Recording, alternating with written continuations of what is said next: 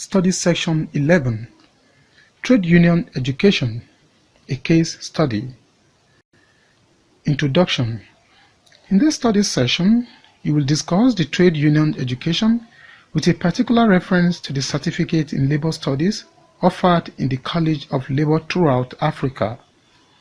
You will also describe the education and training provided by trade unions, learning outcomes. When you have studied this session, you should be able to evaluate the education and training provided by the trade unions. Memorandum of Understanding, education and training provided by trade unions. Historically, trade unions' existence and right to operate as legitimate organs of the labor force has been a hard-earned right in and across many countries. The processes of globalization, with its underlying neoliberal ideology underpinned by the free market principle, poses a great threat to the interest and well-being of working people and their organizations.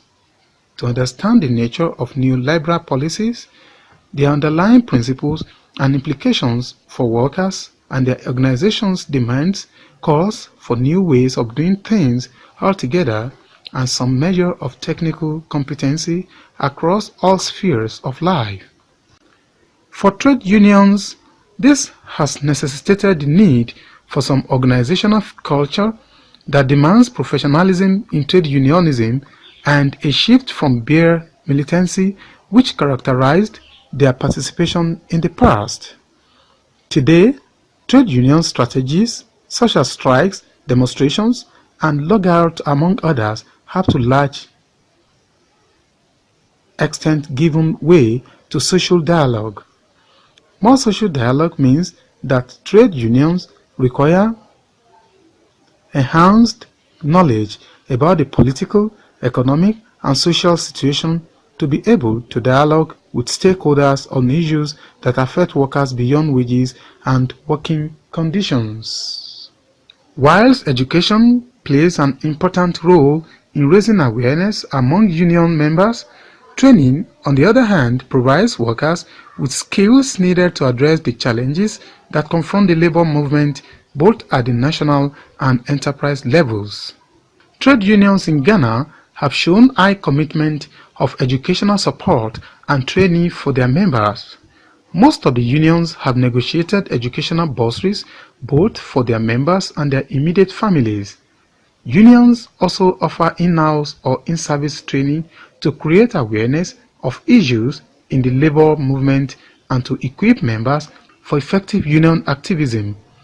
About 80% of the collective agreements sampled for this report have provisions that require employers to offer in-house training to their workers. Education and training programs provided by the TUC can be put into two groups. These are trade union school and academic education.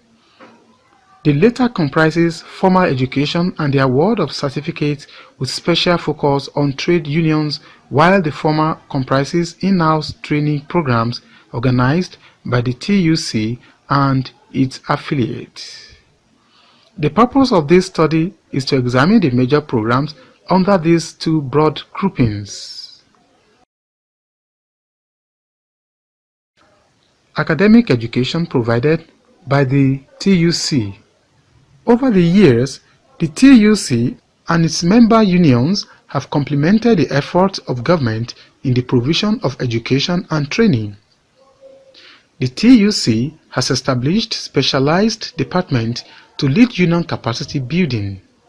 These include the Ghana Labour College, Organization Department, and Labour Research and Policy Institute. In the area of academic education, the TUC, in collaboration with the Institute for Development Studies (IDS) of the University of Cape Coast, have instituted a number of university-based courses in labor studies, namely the Certificate in Labor Studies (CLS), Diploma in Labor Studies (DLS), and the Executive Postgraduate Certificate in Labor Policy Studies (LPS). In addition, the TUC has signed a Memorandum of Understanding with the Kwame Nkrumah University of Science and Technology Through these arrangements, workers and trade unionists are able to gain access to undergraduate and graduate programs without the traditional requirements.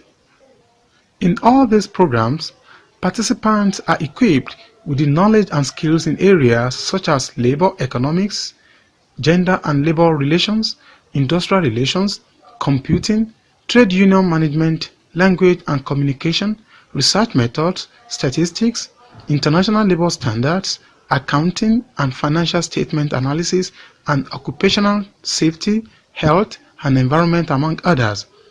These courses are important for use in the enterprise, national, and community levels. The broad objectives of these programs are to enhance and facilitate the understanding of the theory and practice of labor relations in Ghana and at the international level. Specifically, the program is expected to develop the capacity of candidates to enable them to effectively influence the socio-economic and political conditions at the workplace and within the larger society. The program is largely for trade unionists, that is, policymakers, negotiators, educators, organizers, researchers, and other activists, industrial relations officers, human resource personnel, and persons interested in labor issues. Available information indicates that 20 males, 7 females students, and 11 males, 2 female students were admitted to the DLS and LPS programs respectively by the University of Cape Coast during the 2010 academic year. These programs have helped unearth potential leaders from among the ranks of union members. Currently, the Ghana TUC can boast of about 7 union leaders who have benefited from the various education programs. Study section summary. In this study session, you discuss trade union education in parts of Africa.